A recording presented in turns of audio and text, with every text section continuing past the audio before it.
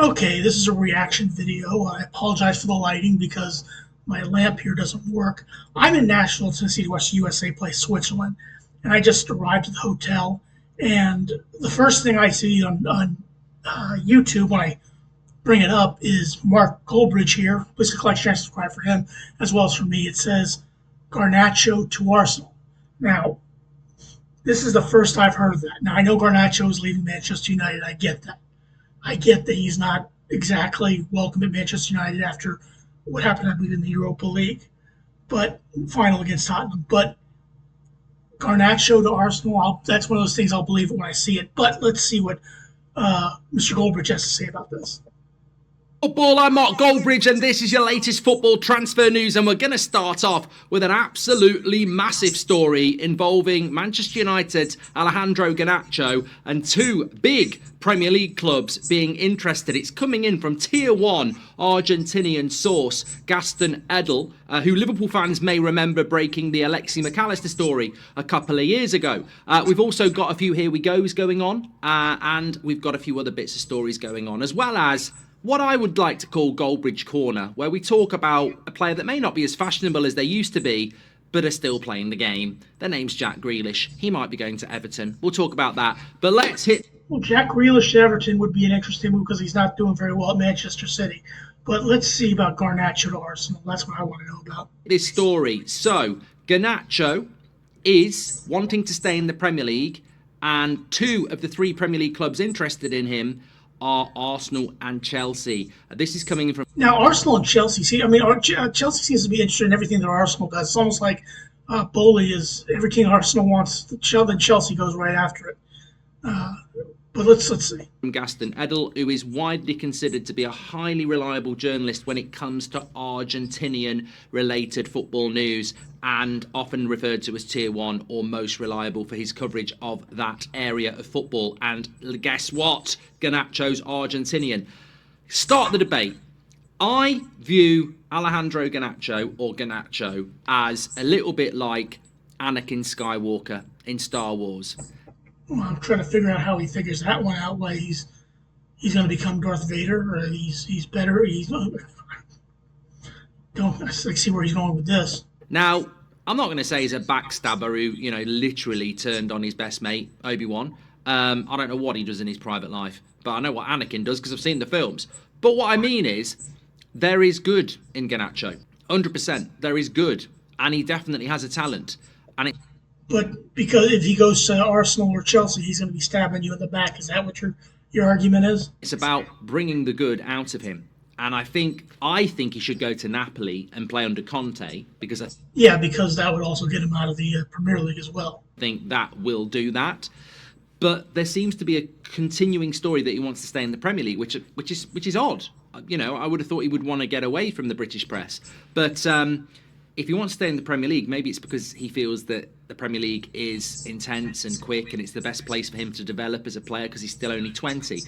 I'm telling you now, Arsenal fans, Chelsea fans might be going, no thank you, no thank you. As a Man United fan, I've got no interest in, saying take him so that we get the money because he'll go Napoli. I think, genuinely, if he goes to Arsenal, he'd be a really good player. He's only 20 years of age. He needs a bit of discipline. He needs a bit of guidance. I think he'd be a really good player. I'm not sure I want him. I mean, look, right now we're looking at, we're looking at Nico Williams, guy from Real Madrid. Forgive me. We're looking at Rodrigo. Now, again, I'm not sure who. I don't see Arsenal going after Garnacho. Let me just put it that way. I have said at Man United for the last 3 years that he's the player with the highest ceiling. Now, maybe recently you might want to change that. A lot of people would say Ahmad and Mainu and other people, but I think he's a fantastic talent. I think he's lost his way. I think he's got to look at himself as well, massively for that, and probably doesn't suit Amrim's system.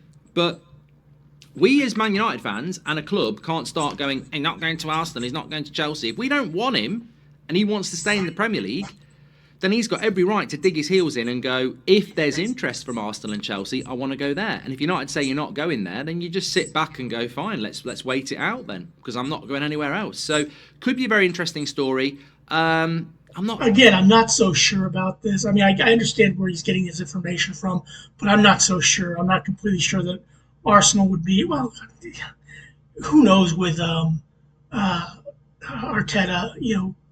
He wants Sesko. It looks like Sesko's going to come to Arsenal. I would prefer Gorgiev, but Sesko is who he wants, and we'll see how that pans out. I'm not so sure about Chelsea, to be honest. I think Chelsea's turnover of wingers is a bit too fast. Yeah, I mean, Chelsea has so many wingers; they don't know what to do with them all. Why would they get another one? But if Arteta wants you at Arsenal, I think that's a. I mean, there'll be Arsenal fans saying no. As a Man United fan, I'm saying there's a bloody good player there, and he's really cheap. He's really cheap at 40 million. I mean, I know there'll be add-ons, but 20 years of age, 40 million quid. I understand why he's leaving Man United. I understand why Amrin wants to move him on, but I don't think it would be a bad buy for anybody else. Anyway, we move on. What week are we going to have in relation to other deals? I mean, look, there's still stuff about this morning. There's still stuff this afternoon about Real Madrid hoping that they can get Zubimendi. Yeah, Zubimendi, I think, is on his way to Arsenal. I don't think that Real Madrid is going to turn him in any way, shape, or form. They do not want to pay the $51 million release clause for him. They're trying. I know Zubimendi said that Xavi Alonso was his idol growing up, but I just don't see that. I think he's made his mind and he's going to come to Arsenal. I hope he does.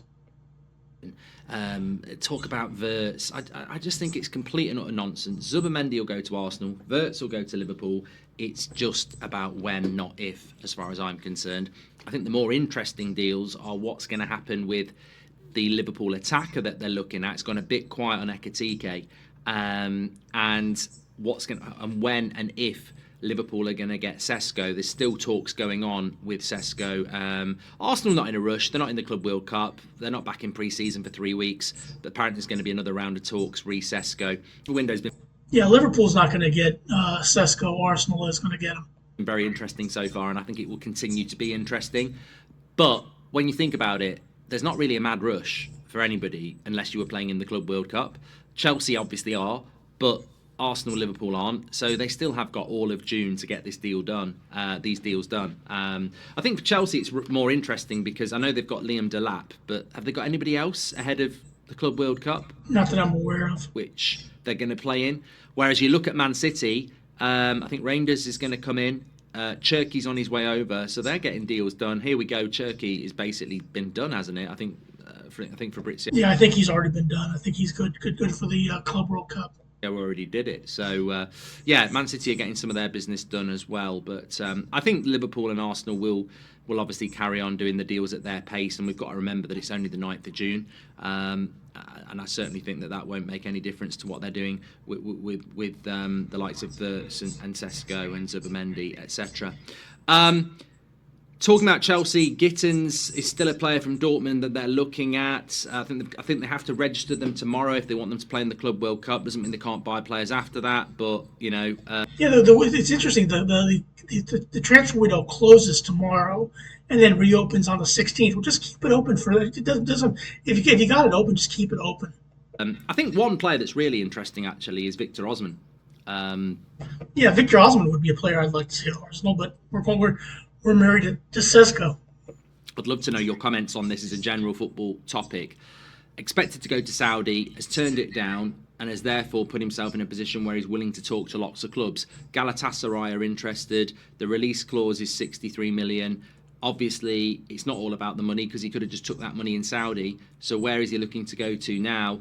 Could that be in the Premier League? I know a lot of Man United fans would like Osman, but we're focused on Gyökeres at the moment.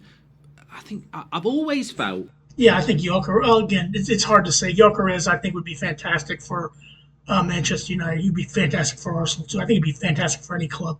But if you get him at Manchester United, that's going to help you out big time. That Chelsea, Osman for 3 years. I don't know whether I'm missing the point here, but I've always, when you look at something from the outside in and you go, Liverpool midfield needed rebuilding. Klopp did it. Chelsea goalkeeper, striker. Arsenal striker. But more than that with Chelsea, I've always thought Victor Osimhen. For 3 years, Victor Osimhen, he's the striker that will take you to the next level, and they just don't seem to be interested Yeah, I would have to agree with that. I think Osman would be fantastic at Chelsea. I think that would be a great pickup for them. in it. And it's weird to me because he's obviously going to go somewhere, and it'd be such a waste if he just ends up at Galatasaray. And that's no disrespect to Galatasaray. That would be an amazing signing for them, but I think he's No, look. I don't think Galatasaray would. To me I don't think they would be. That's too that's too harsh on them. I mean, I think he'd be a great signing for Galatasaray, but you'd think he'd want to try something better, like maybe in England. good enough to play in the Premier League or PSG or somewhere like that. I think he'll end up at PSG, but I guess we'll have to wait and see.